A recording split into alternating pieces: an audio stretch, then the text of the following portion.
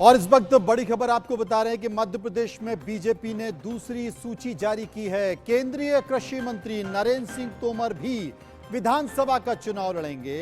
वो मुरैना की दिमनी सीट से विधानसभा का चुनाव लड़ेंगे। कैलाश विजयवर्गीय जो बीजेपी के राष्ट्रीय महासचिव हैं, इंदौर 1 से चुनाव लड़ेंगे।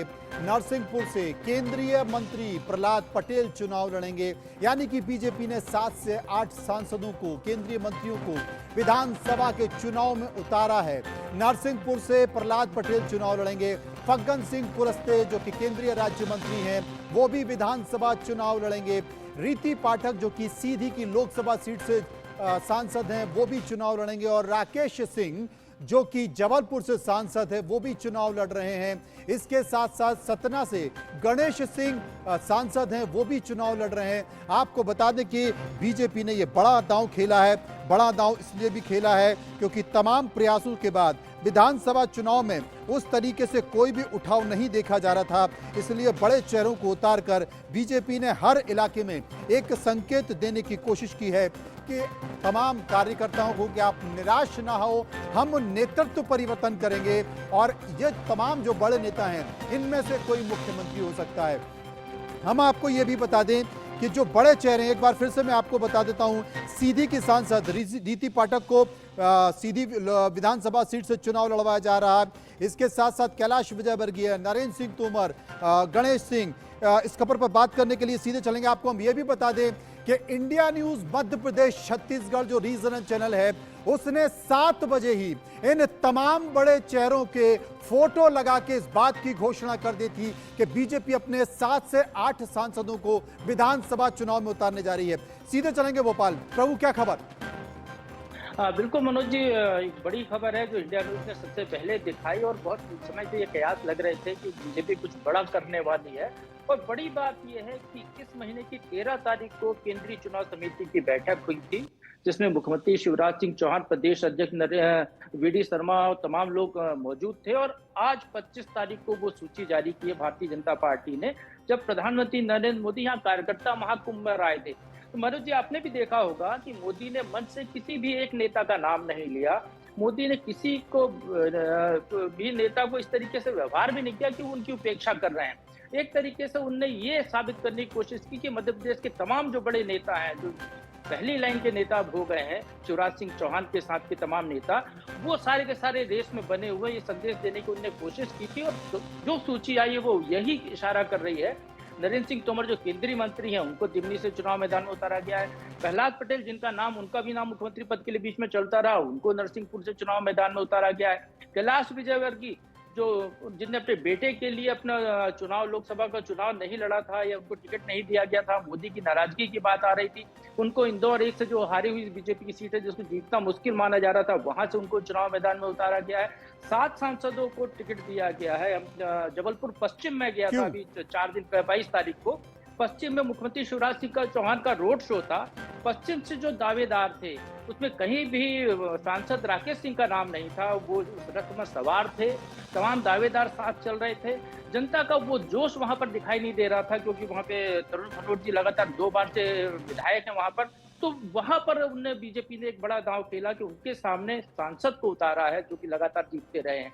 तो इस तरीके से बीजेपी ने एक बड़ा गणित खेला है हारी हुई सीटों पर, या जो कठिन सीटें हैं। एक सवाल प्रभु मैं आपसे पूछना चाहता हूं। प्रभु, एक सवाल मैं आपसे पूछना चाहता हूं कि ये तमाम चेहरे जिनके बारे में कहा जाता है कि ये मुख्यमंत्री बन सकते हैं, तो क्यों आखिर इन बड़े चेहरों को इस विधानसभा चुनाव में उतारा गया है? और अगर इन बड़े चेहरों को विधानसभा चुनाव में उतारा गया है, तो फिर मुख्यमंत्री शिवराज सिंह चौहान का क्या? देखिए मनोज जी, जहां तक बीजेपी की जो अभी रणनीति समझ में आ रही है, जो कांग्रेस का जो छत्रपवाद था, क्योंकि भारतीय जनता पार्टी में 18 साल की सरकार से 19 साल की करीब सरकार हो गई है। तमाम नेता जो शिवराज सिंह चौहान के समकक्ष नेता थे, उनके लिए अंतिम मौका मानकर चल रहे थे। 2018 के चुनाव में ये देखने में आया कि लगातार शिवराज के नेतृत्व में जीत हो रही थी, तो कैलाश विजयवर्गीय, तमाम जो बड़े नेता हैं, वो अपने क्षेत्र में सक्रिय रहे, लेकिन वो पार्टी को जिताने के लिए बाकी क्षेत्रों में नहीं गए तमाम नेता। तो उसको देखते हुए इस बार पार्टी ने वो जो कांग्रेस की जो पैटर्न था मध्य प्रदेश में चुनाव लड़ने का, उसको अपना लिया है। ये दूसरी बात है कि कांग्रेस बीजेपी के पैटर्न पर चली गई है, कमलनाथ के झंडे के नीचे पूरी कांग्रेस। मनोज जी, मैं यहाँ एक अभी हाल का घटनाक्रम बता देता हूँ। 1.5 घंटे पहले मेरे साथ गणेश सिंह थे, सांसद गणेश सिंह, उनको भी नहीं पता था कि उनको सतना से टिकट दिया जा रहा है। वो अपने संसदीय कार्य के बारे में बता रहे थे। प्रभु जी, मैं आपको बता दूं, क्योंकि दिल्ली में जो केंद्रीय चुनाव समिति की बैठक हुई थी, उसी चुनाव समिति में इन सब के नाम तय हो गए थे, जैसा कि आप बता रहे हैं।